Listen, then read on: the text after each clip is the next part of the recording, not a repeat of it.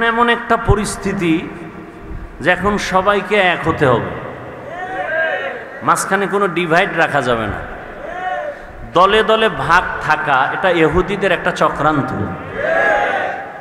মদিনাতুল মুনাব্বারা ইহুদিরা ছিল কর্মচারী হয়ে ঘরে ঘরে কাজ করছে, কাজের লোক। ওরা ছিল কি? কাজের লোক। অবশ্য এখনো ইহুদিরা কাজের লোক। ওরা মাইক বানায়, ফ্যান বানায়। আমাকে এগুলো বানাবার সময় নেই, আমাদের ইবাদতের সময়। ওরা আমগো কাজ করবে, কর্মচারী হয়ে ফ্যান বানাবে, লাইট বানাবে, মাইক বানাবে, আমরা ফ্যানের বাতাস খাবো আর দরুদ পড়ব, আর আমরা টাকা দিব, এই টাকা দিয়ে ওদের পেট চলবে।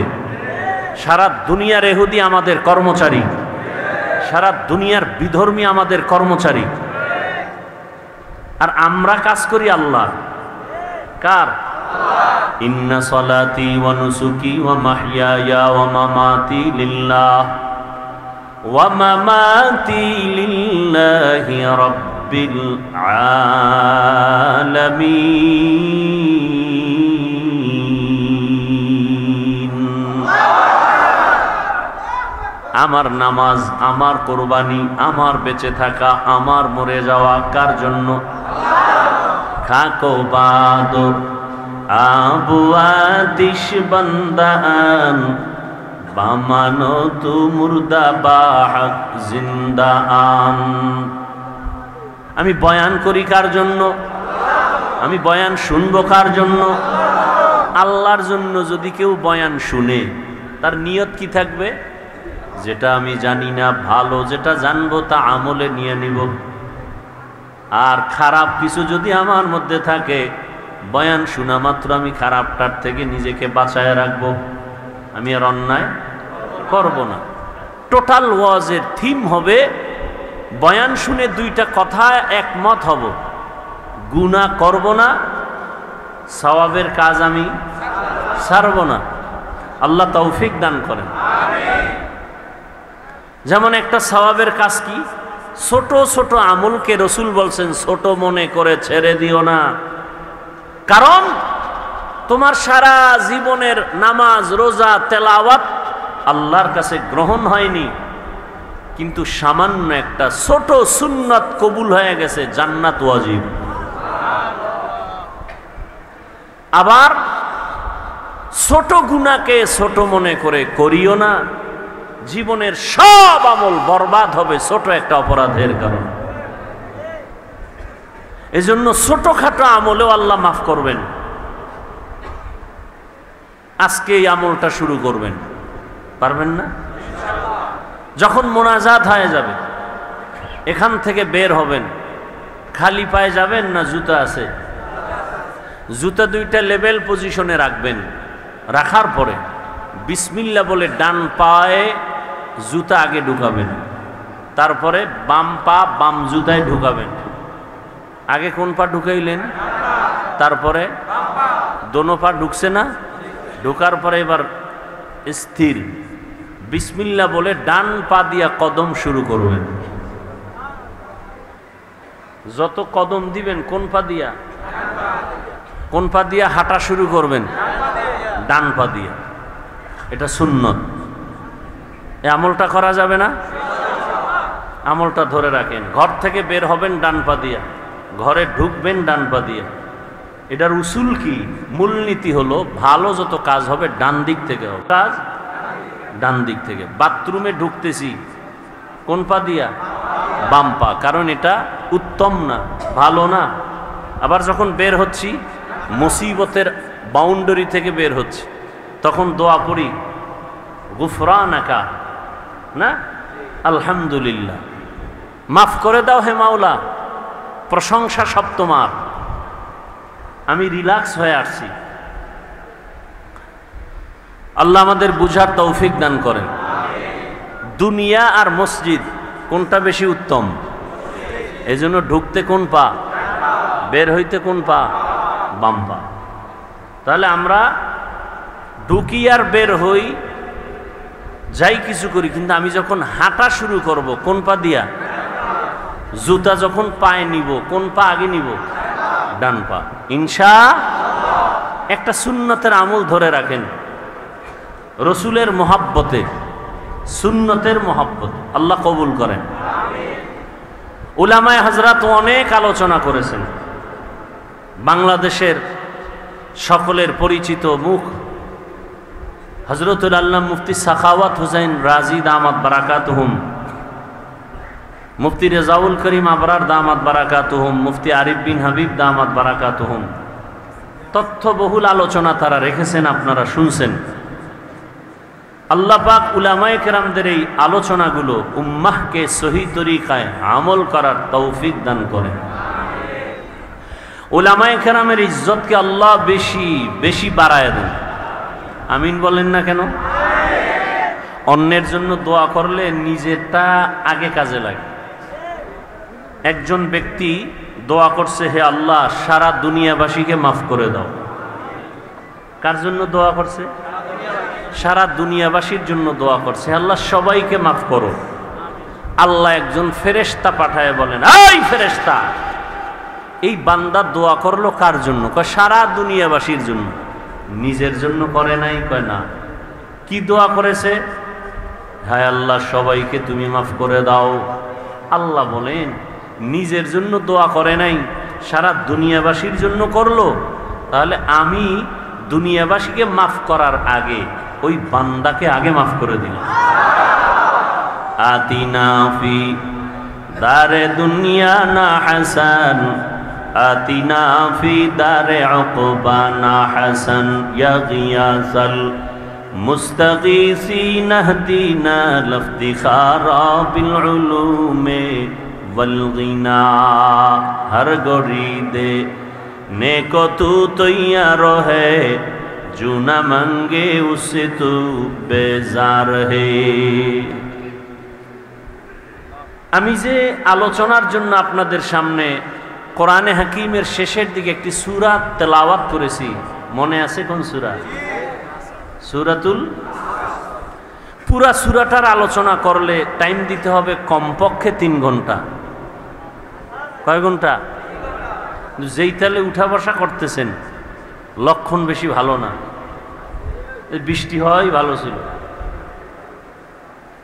আল্লাহ বান্দাকে নিয়ামত দেয়, বান্দা বুঝে না, শুকর আদায়ও করেন। আপনারা যদি দোয়া করেন, দোয়া ছাড়া সম্ভব না। আর দুআউ সিলাহুল মুমিন, মুমিনের হাতিয়ার হলো একটা দোয়া।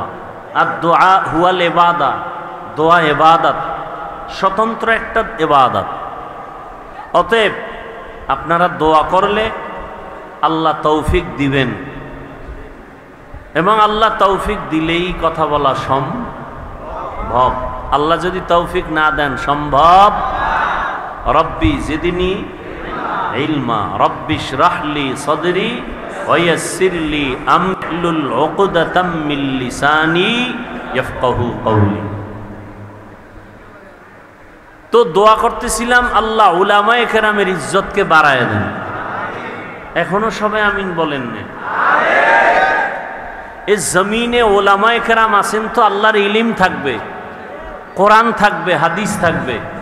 আর আল্লাহর ইলম যতদিন থাকবে আল্লাহর প্রশংসা ততদিন এ জমিনে চলবে। এই জমিনও ঠিক থাকবে, আসমানও ঠিক থাকবে। আর যেদিন থাকবে না তারা আস্তে আস্তে কিয়ামত খুব নিকটে চলে আসবে। উলামায়ে কেরামদের মাধ্যমে মানুষ জান্নাতের পথ পাবে, ভিন্ন কোনো আর রাস্তা নাই, ঠিকানা নাই জান্নাতের পথ পাওয়ার।